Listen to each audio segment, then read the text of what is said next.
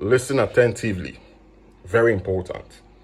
Dialogue reaffirmed that the Igbo people constitute one of the largest and most widely dispersed ethnic nationalities in Nigeria. Participants emphasized that the Igbo have no justification for political irrelevance or acceptance of disrespect from any part of the country going forward. The meeting noted with concern the long-standing political and structural disadvantages imposed on the Igbo since the end of the Nigeria-Biafra War in 1970. These include disparity in state creation that left the Southeast with 5 states instead of 6 or 7 like other zones. Unequal allocation of local government areas, 95 in the Southeast and 188 in the Northwest.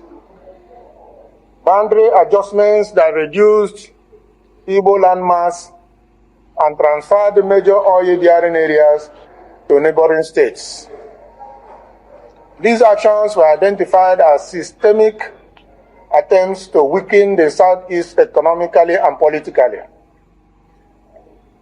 The dialogue resolved that rather than continue lamentations, the Igbo must pursue coordinated political action within the framework of Nigeria's existing constitutional order.